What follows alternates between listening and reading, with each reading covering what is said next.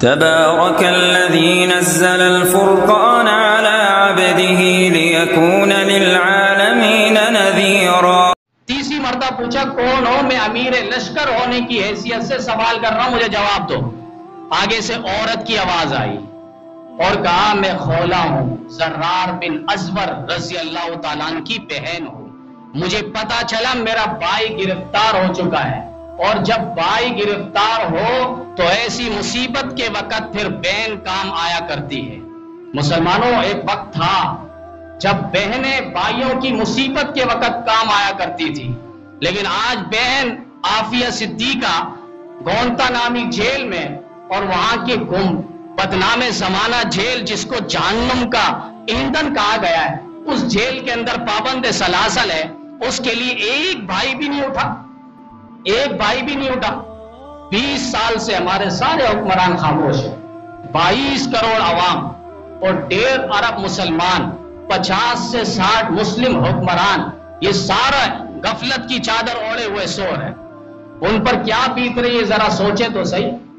کراچی کی دہلیز سے گرفتار کر کے ان کو لے جایا گیا، ویسے ہی نام دکھا رہے ہیں کہ افغانستان سے ان کو گرفتار کیا گیا۔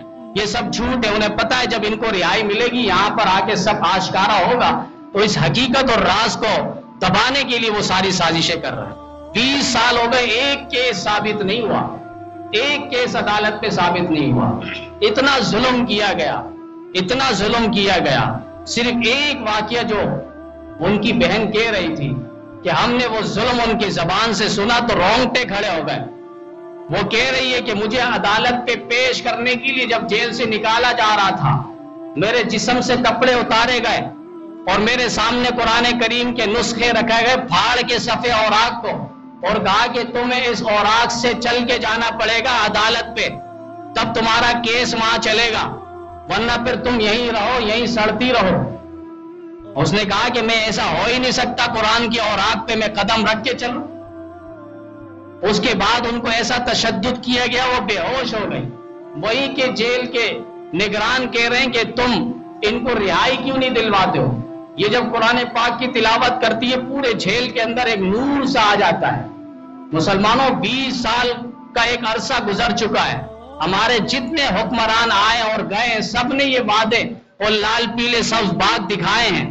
وہ تو افغانستان کے طالبان کو سلام عقیدت پیش کرو، جنہوں نے سب سے پہلے مذاکرات کے اندر امریکہ کو جو گھٹنا ٹیکنے پر مجبور کیا ہے، اور پوری دنیا کو اس کو رسوائی اٹھانی پڑی ہے کہ وہ کن لوگوں سے جا کے پلہ پڑا ہے، اور روس کو دیکھا نہیں ہے کس طرح تتر بتر کر کے طالبان نے رکھ دیا ہے، اور پھر امریکہ پھر اس نے سمجھا ہے کہ ہم نے اس کے ساتھ تعاون کیا تھا تو ہم ان کو ٹھکانے لگا دیں گے۔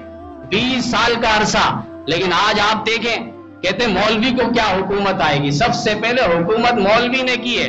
خلافت راشدہ کا زمانہ دیکھیں، آج پوری دنیا پہ 20 سال جنگ لڑنے کے بعد 2 سال کرونا کے نام پہ ڈرامے رچائے گئے، میرے اور آپ کے جیب خالی ہو گئے، گھر پہ لانے کو راشن کوئی پیسے نہیں ہے، کیونکہ کام کاج روک دیا گیا۔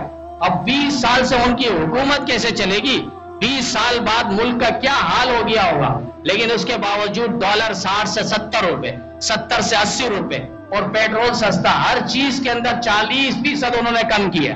انہوں نے مذاکرات میں سب سے پہلے یہ بات رکھی ہے کہ ڈاکٹر عافیہ صدیقہ کو یہاں سے رہا کرنا پڑے گا۔ انہوں نے حامی بھری، دستخط کیے، اور وہاں سے باقاعدہ خط آئے ہیں، لیکن خط آنے کے باوجود جو گزرا ہوا حکمران تھا، وزیر اعظم تھا، جس کو ہر کوئی چاہ رہا تھا، اس نے ایک خط بھی سنا کر کوئی سمجھوتا اور کوئی اس پر رہائی پر عمل نہیں کیا۔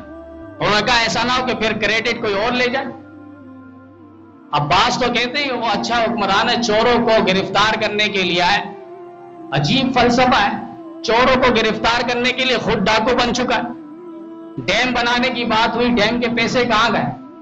مسلمانوں، ایک عافیہ کو ہم رہائی نہ دلا سکے، اور وہ امریکہ، فرانس، جرمنی، انہوں نے اپنی آسیہ ملونہ کو کیسے یہاں سے اٹھا کر لے گئے؟ عزت کے ساتھ، پروٹوکول کے ساتھ کیسے لے گئے؟ درد دل رکھنے والوں کو پیغام ہے، سیاست کو خیر آباد کر دو، سیاست سے ہمارا کوئی تعلق نہیں ہے۔ کہتے ہیں کہ وہ بڑی اچھی تقریریں کرتا تھا، امریکہ میں کتنا مرتبہ اس کا جانا ہوا، ایک مرتبہ بھی اس نے ڈاکٹر عافیہ کی رہائی کی بات کی ہے؟ ایک مرتبہ بھی اس نے بات کی ہے؟ اقوام متحدہ میں جا کے 70 سالہ ریکارڈ توڑ دیا، آٹا کی اس نے قیمت کم کی ہے، پیٹرول کی قیمت. ہمیں تو یہ چیز چاہیے، ہمیں تقریروں سے کوئی کام نہیں، ہمیں بیانات سے کوئی غرض نہیں ہے. ملک کو چلائیں، عوام کو سکون اور عوام کو بنیادی مسائل کو، حقوق کو ادا کرے، یہ اصل چیز ہے. ایاک نعبد و ایاک نستعین پڑھنے سے کچھ نہیں ہوگا. ابھی مولانا تمہیں اہدنا الصراط المستقیم دکھا رہے ہیں. ایاک نعبد و ایاک نستعین ریاست مدینہ کی بات کرنے والے. کسی نے کہا اچھی بات ہو رہی ہے چوروں کو، ہم نے کہا دیکھیں باقی لیڈروں پر بھی نہ اس پر ہم کوئی بات کرتے ہیں. ایک بندہ شراب پیتا ہے، گناہ ہے. ایک بندہ شراب پی رہا ہے بسم اللہ الرحمن الرحیم پڑھ کر، اب آپ بتائیں اس کو تھپڑ ماریں گے نہیں ماریں گے آپ؟ بھئی یہ غلط کر رہا ہے، وہ بھی غلط کر رہا ہے، یہ سب سے زیادہ غلط کر رہا ہے. یہ بسم اللہ پڑھ کے شراب پی رہا ہے. انہوں نے غلط کیا لیکن یہ غلط پر غلط کر رہا ہے. مجھے آپ کو دھوکہ دیا ہے. 5 سال ایسے ہی چلاتا، اکنامکس کے اندر، معیشت کے اندر قادیانیت کو بٹھایا ہوا ہے. ملک کہاں سے چلے گا؟ اللہ کی برکتیں کہاں سے آئے گی؟ اللہ نے کہہ دیا ایمان والے ہونے چاہیے، میں آسمان و زمین کے برکتوں کے دروازے تمہارے لیے کھول دوں گا. لیکن ایسے لانتی جو نبی اور صحابہ اور خدا کے دشمن ہو، ان کو منصب پر بٹھائیں تو پھر ملک پر ہریالیاں کہاں سے آئے گی؟ ملک پر پھر یہ برکتیں کہاں سے آئے گی؟ پھر یہی ہوگا جو ہم اور آپ دیکھ رہے ہیں. کہتے ہیں اچھی تقریریں ہو رہی ہیں، ایاک نعبد و ایاک نستعین، عورتوں کو نچایا جا رہا ہے اور جلسے کا نام رکھ رہے عمل بالمعروف اور نہی عن المنکر. امر بالمعروف اور نہی عن المنکر، اور یہاں تک کہ پیغمبر بنا دیے گئے اسے. یہ ساری باتیں کہاں میں کس کے سامنے رکھوں؟ لوگ کہتے ہیں اچھا کام کر رہا ہے. کون سا اچھا کام کیا ذرا بتائے تو صحیح. اس سے ایک عافیہ نہیں منگوایا جا سکا اور آسیہ کو اٹھا کر ان کے گود میں دے دیا گیا، جو مسلمانوں کا، اسلام کا، مملکت خدا داد پاکستان کا وہ ازلی دشمن ہے، جس نے نبی علیہ السلام کی توہین کی. آسیہ ملعونہ نے. مسلمانوں درد دل رکھنے والوں، ڈاکٹر عافیہ صدیقہ کا پیغام آیا ہے اور انہوں نے کہا کہ کیا پاکستان پر کسی نے قبضہ کر لیا ہے؟ کہاں گئے شہدایان مصطفیٰ؟ کہاں گئے محبان مصطفیٰ؟ کہاں گئے وہ مسلمان؟ کہاں گئے وہ خالد بن ولید کے نام لینے والے، زرار بن ازور کے ترانے گانے والے؟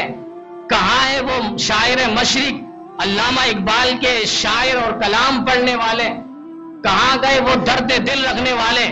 ایک مسلمان بہن کی عزت پر وہ بات نہیں کر رہے.